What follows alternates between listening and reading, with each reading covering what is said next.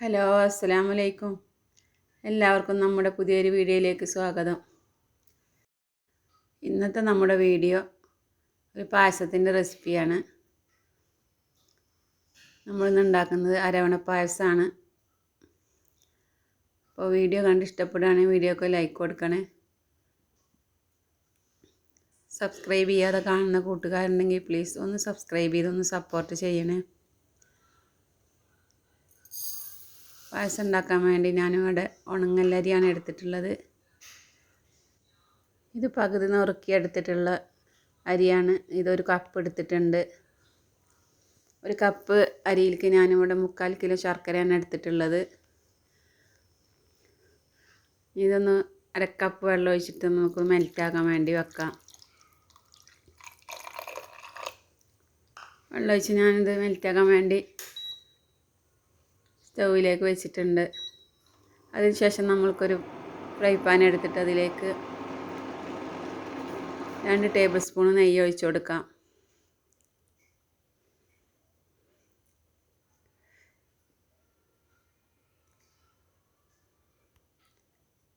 നെയ്യൊന്ന് മെൽറ്റായി വന്നതിലേക്ക് ഞാൻ ഒരു തേങ്ങയുടെ പകുതി ചെറുതായി കട്ട് ചെയ്തെടുത്തിട്ടുണ്ട്. ഈ നെയ്യിലൊന്ന് നമുക്ക് വറുത്തെടുക്കാം. ഇത് നന്നായി കളറ് മാറുന്നത് വരെ നമ്മൾക്ക് വഴറ്റിയെടുക്കാം.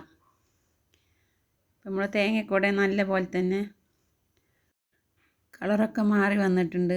ഇനി നമുക്ക് ഈ നെയ്യിൽ നിന്ന് ഇത് കോരി മാറ്റാം. മുഴുവനായിട്ടും കോരി മാറ്റിയതിന് ശേഷം ഈ നെയ്യിലേക്ക് തന്നെ ഞാൻ നമ്മളെടുത്ത് വെച്ചിട്ടുള്ള അരിയൊന്ന് കഴുകിയിട്ട് നന്നായി വെള്ളമൊക്കെ ഒന്ന് വാർത്തെടുത്തിട്ടുണ്ട്. ഈ നെയ്യിൽ ഇനി ഇതൊന്ന് വറുത്തെടുക്കാം.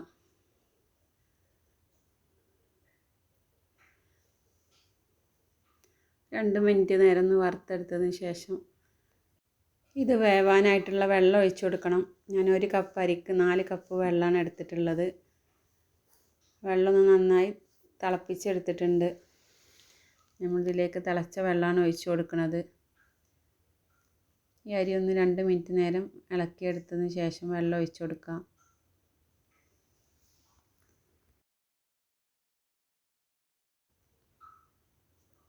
ഇനി നമ്മൾ തിളപ്പിച്ചെടുത്തിട്ടുള്ള വെള്ളം ഇതിലേക്ക് ഒഴിച്ചു കൊടുക്കാം. തിളച്ച വെള്ളം ആകൊണ്ട് തന്നെ ഇത് പെട്ടെന്ന് തിളക്കണത്.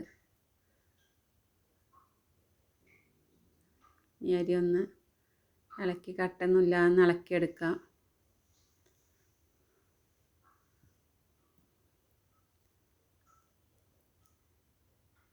ഇനി നമുക്കിത് മൂടി വെച്ചിട്ട് ഒന്ന് വേവിച്ചെടുക്കണം.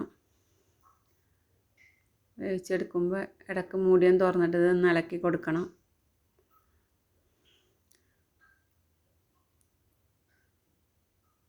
മൂടി വെച്ച് കൊടുത്തിട്ട് ഞാൻ കുറച്ച് സമയം കഴിഞ്ഞിട്ട് ഒന്ന് തുറന്ന് നോക്കിയിട്ടുണ്ട്. അപ്പോൾ അരി വെന്ത് വരുന്നുണ്ട്. ഇതൊന്ന് ഇളക്കി കൊടുക്കാം. വെള്ളമൊക്കെ കുറേ ഇവിടെ വറ്റി വന്നിട്ടുണ്ട്.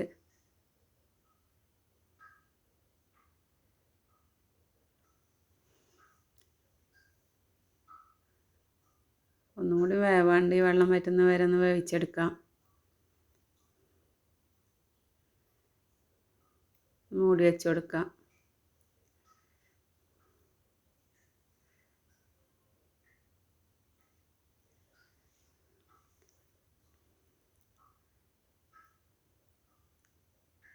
മൂടിയൊക്കെ ഇവിടെ തുറന്ന് നമ്മൾ അരി നന്നായി വെന്ത് വന്നിട്ടുണ്ട്.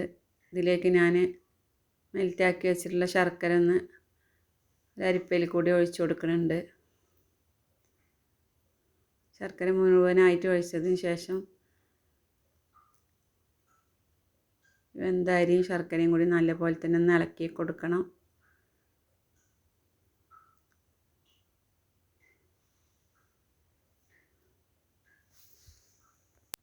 പായസം ഉണ്ടാക്കാനൊക്കെ നല്ലത് അടി കട്ടിയുള്ള ഉരുളി ചട്ടിയാണ്. എൻ്റെ കയ്യിൽ അതില്ലാത്തത് കൊണ്ടാണ് ഞാൻ ഫ്രൈ പാൻ എടുത്തത്.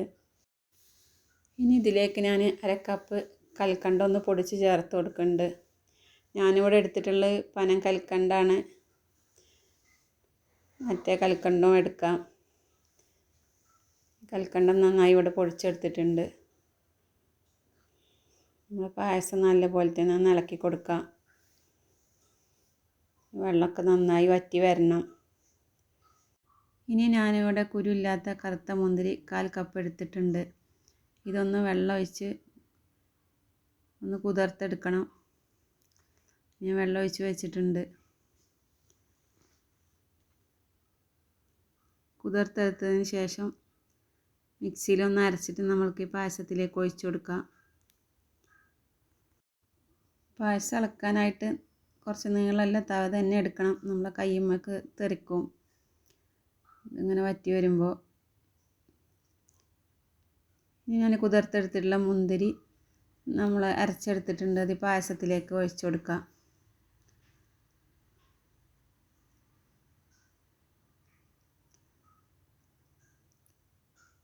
അരച്ചെടുത്ത മുന്തിരി പായസത്തിലേക്കൊന്ന് ഇളക്കി യോജിപ്പിച്ചെടുക്കാം.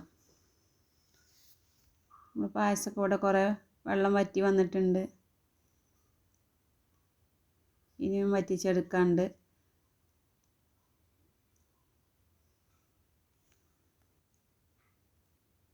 ഒന്നുകൂടി വെള്ളം വറ്റി വന്നപ്പോൾ ഞാൻ അതിലേക്ക് പൊടിച്ചെടുത്തിട്ടുള്ള പനങ്കൽക്കണ്ടം ചേർത്ത് കൊടുക്കുന്നുണ്ട്. ഇനി കട്ടയൊന്നുമില്ലാതെ പൊടിച്ചെടുത്ത കൽക്കണ്ടം പായസത്തിൽ നന്നായി ഇളക്കി യോജിപ്പിച്ചെടുക്കാം.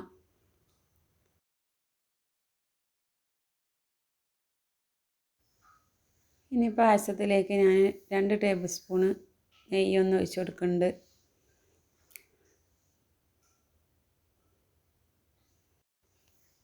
ഉരുളിയൊക്കെ ആകുമ്പോൾ പെട്ടെന്ന് അടി പിടിക്കും. എപ്പോഴും ഇളക്കി കൊടുത്തും കൊണ്ട് തന്നെ ഇരിക്കണം. ഇത് ഫ്രൈ പാൻ ആയതുകൊണ്ട് പിന്നെ അത്ര പെട്ടെന്നൊന്നും അടി പിടിക്കില്ല.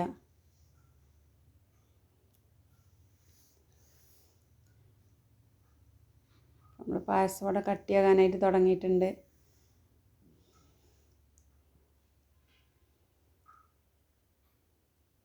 ഫ്രിഡ്ജിൽ വെക്കൊണ്ടാണ് നെയ്യ് ഇങ്ങനെ കട്ടിയായിട്ടുള്ളത്.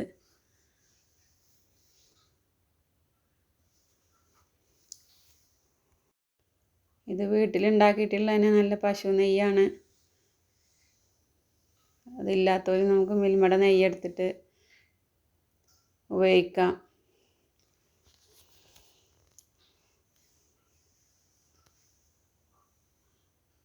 പായസം വീണ്ടും കട്ടിയായി വന്നിട്ടുണ്ട്. ഇതിലേക്ക് ഞാൻ 2 ടേബിൾ സ്പൂൺ നെയ്യും കൂടി ഒഴിച്ച് കൊടുക്കുന്നുണ്ട്.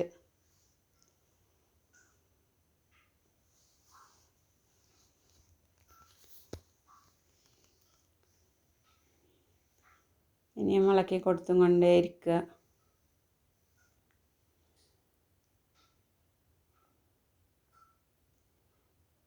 ഇതിന് പാകം എന്ന് പറയുന്നത് നമ്മൾ ഇളക്കിയെടുക്കുമ്പോൾ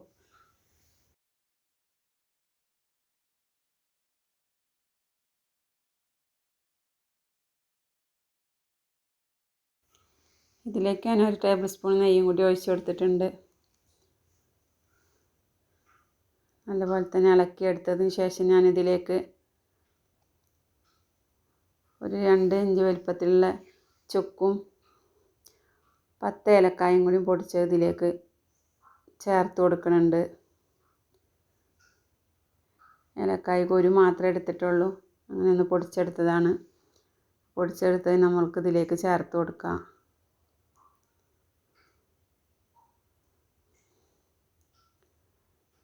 ഇനി ഈ പൊടി കട്ടയൊന്നുമില്ലാതെ നല്ല പോലെ തന്നെ ഇളക്കി കൊടുക്കാം.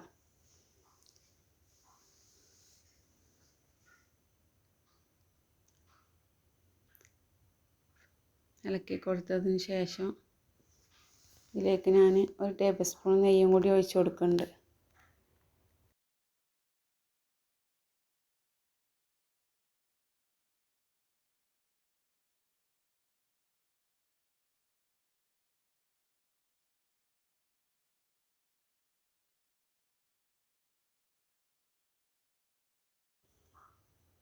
അപ്പോൾ നമ്മൾ പായസം നല്ല പോലെ തന്നെ വറ്റി വന്നിട്ടുണ്ട്.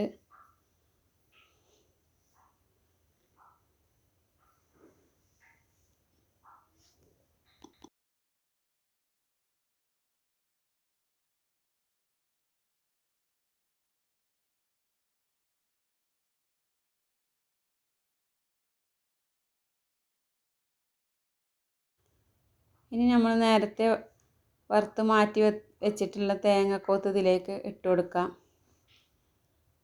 തേങ്ങാക്കൊത്ത് ഈ ഒരു കളറായിട്ട് വരണം. അപ്പോഴാണ് നമ്മൾ പായസത്തിൻ്റെ അതേ കളറിലായി കിട്ടുള്ളൂ. അല്ലെങ്കിൽ നമ്മൾ വെളുത്ത് കാണും ഇതിൽ. ഈ പായസത്തിൽ എല്ലാ ഭാഗത്തും ആകുന്നത് വരെ ഒന്ന് ഇളക്കി കൊടുക്കാം.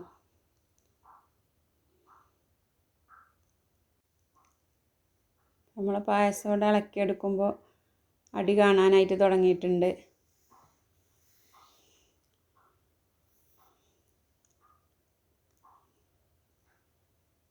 ഈ ഒരു പാകമാണ് നമ്മുടെ പായസം കിട്ടേണ്ടത്.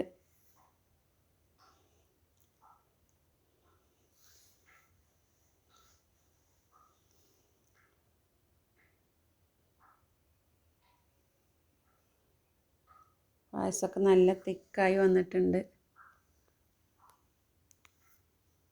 ഇതിലേക്ക് ഞാൻ 1 ടേബിൾ സ്പൂണ് നെയ്യും കൂടി ഒഴിച്ച് കൊടുക്കുന്നുണ്ട്.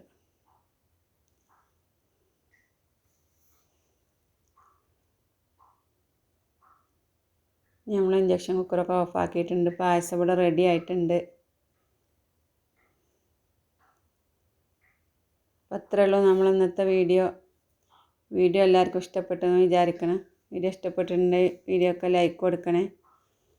സബ്സ്ക്രൈബ് ചെയ്യാതെ കാണുന്ന കൂട്ടുകാരുണ്ടെങ്കിൽ പ്ലീസ് ഒന്ന് സബ്സ്ക്രൈബ് ചെയ്തൊന്ന് സപ്പോർട്ട് ചെയ്യണേ. ഇനി അടുത്ത നല്ലൊരു വീഡിയോ ആയിട്ട് നമുക്ക് വീണ്ടും കാണാം. അതുവരേക്കും എല്ലാവരോടും ബായ്.